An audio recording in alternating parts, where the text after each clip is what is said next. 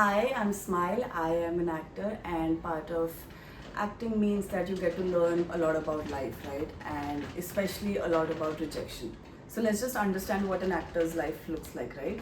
We prepare ourselves, we work on our skills, and we reach out to about 100,000s of casting agencies that are out there. And from them, like less than 10% of them even acknowledge you to begin with. And let's say you get an audition and you get really excited, you prepare for that audition just to find out that you didn't book the job. And you do the same thing the next day, the day after that, and so on. And I can only speak from my personal experience, and that is I had auditioned for like 30 to 40 times before I even booked my first commercial, that was. And about 100 to 120 auditions before I got confirmed for my first movie. And from my first movie to my second movie, there was a gap of a year. So when I say an actor is the perfect person to tell you how to handle rejection, I mean that it's a part of our life and we've really accepted it. So I'm going to tell you the things that I do and the things that worked out for me, and I hope that helps you. So let's begin. Number one, it is not a rejection of you. You have to understand that. We've spoken about self-worth and self-concept and the 100 achievements method in my previous video. If you've not watched that, watch it out and use that. And the reason I'm telling you this is that, you may come across people that say, it's not about you personally, it's, don't take it personally. The reason they are saying that is because they can see something right now that you're not able to see, right? Because you are in this tunnel vision. And I'm going to give you this example. Let's say you really like somebody and they tell you that they don't want to date you. Instead of seeing it for what it is, if you go and be like, of course they don't want to date me, I am not worthy of love, I am not good enough. You see how it's such a shift of perspective of this person doesn't want to date me versus I am not good enough, I am not worthy of love. Right? So self-worth is something that I will keep coming back to my videos, is because that is where everything's at. And if you find yourself in a situation where you're putting your entire being, your entire value onto you getting something, that is where you need to completely stop, step back, zoom out, and see and understand why you're doing that. Because, for example, if you find yourself, being attracted to somebody, and your friends may have noticed this pattern, that you are attracted to somebody who's way out of your league, maybe you're, in terms of look, they just do not match your looks.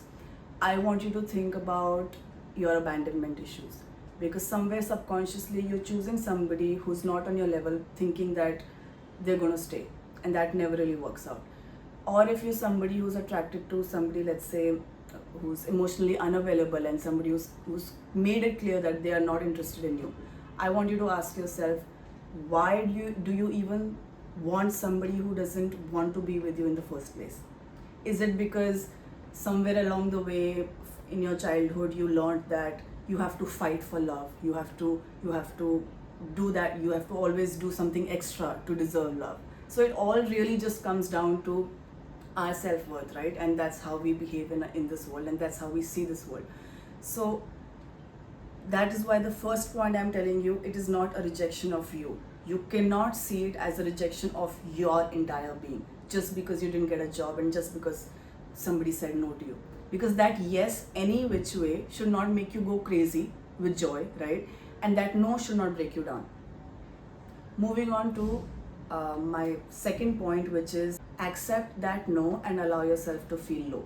I know that rhymes, but what I mean by that is, even when you've worked on your self-worth and you understand the concept of that it is not the rejection of me, there will be times where you will feel bad, in the sense of you've worked so hard onto something and it just doesn't work out. You will feel bad, it will sting. So what you need to do is you need to accept that this has not worked out, and you need to allow yourself to feel low. Now, when I say you have to allow yourself to feel low, do not go in this long period of sadness, because that is a mental trap. Because it's so easy to, just think that this world is an unfair place to be, and I'm not deserving of love, and I'm just sad. What I do is I allow myself 1 day, maximum 2 days, to feel a certain way, and then I move on. Because this is what I always say, do not cry about the same thing twice. because that just means that now you're somewhere subconsciously choosing. Because what happens is, especially this happens when we allow ourselves to feel low, it's very easy to find comfort in that space and to find comfort in sadness. So I don't want you to do that. I don't want you to negate your feelings and go in denial, and I don't want you to completely go in this feeling of that you're not good enough and just continue being sad for the rest of your life. No, you have to accept, and then you have to allow yourself to feel that way, because only then can you actually move on, right? Which brings me to my third point, which is see where things did not work out and make them better.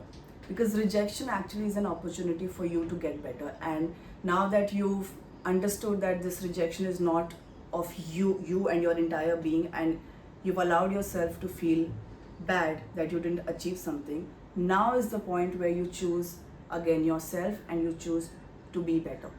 And that is a wonderful place to be at, right? Because that is where you're going to find out things which otherwise you wouldn't. And this is especially in your work scenarios, in your jobs. So there's this one poem which is my absolute favorite. It's called Koshish Karne Walon Ki Haar Nahi Hoti. And there is this one line in that I really live by. It goes something like, असफलता एक चुनौती है, इसे स्वीकार करो, कहाँ कमी रह गई देखो और सुधार करो, right? And that is what I try to do in my life. I try to, if something doesn't work out, I try to understand, okay, how do I make myself better? How do I make this thing that I'm working on better? Because if you are going to live your life as a learner, it's always an opportunity to be better, right? So that's my third point. See how can you make things better, and be honest to yourself about it, because you know exactly where you're lacking, especially when it comes to work. You know that. So now you need to just find out ways to implement that. Cool. Moving on to the fourth point, which is shift your energy from being desperate to being valuable. Now, this is something that I learned a few years back, because I was auditioning, and at the time I did not really know how castings work and how a person is casted. And when I understood, and when it was clear to me that all the reasons why somebody would get the job versus why somebody would not, the point of you're not a good actor is like way below that list. Because just because I didn't get a job doesn't mean I'm not a good actor. It could mean hundreds of different things. Maybe I didn't look the part. Maybe they went with an A-lister, right? I'm an outsider, of course. So this is something that is going to be a part of my life. Maybe they change the character to South Indian, for example, and I'm not a South Indian. I cannot speak that language. I can't look like that. So is it because I'm not a good actor? No. There are so many things that go into making that one thing happen, that sometimes it's really just not about you.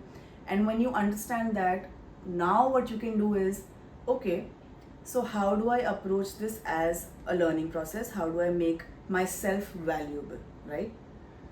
So instead of going from, please give this to me, I go from, hey, this is my skill. How can I be of help? What can I add on to solve whatever problem that is there? And if you start operating from the place of, I want to learn and these are my values and this is what I bring to the table, you're going to operate in a very different way.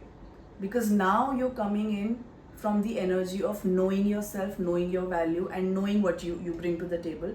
That in itself is very powerful, because now the power is not in somebody else rejecting you or something else not working out for you. Now your power is, this is me right now today, always ready to learn, and this value does not depend on whether I get the job or whether I get this thing or I don't. Because now you're the kind of person who knows their value, who's walking in with a willingness to learn, and that person is just a delight to be around. If you've ever been around such people, they're just amazing to be around. And that is how you see yourself, and now that's how people are going to start seeing you. So you go from, please give me this, I really need this, versus how can I help? How can I learn? This is what I bring to the table, right? So now you bring in the kind of self assurance and the willingness to learn that most people are not. So automatically you set yourself apart in your authenticity, right? So these were my 4 points. Let's go quickly. Let's quickly revise. It is not a rejection of you. Accept the no and allow yourself to feel low. Third point is see where things did not work out and how you can make them better. And fourth is shift your energy from being desperate to being valuable. So if this video helped you in any way, let me know. If you think it can help a friend, do share it with them, and I'll see you in the next one, okay? Bye.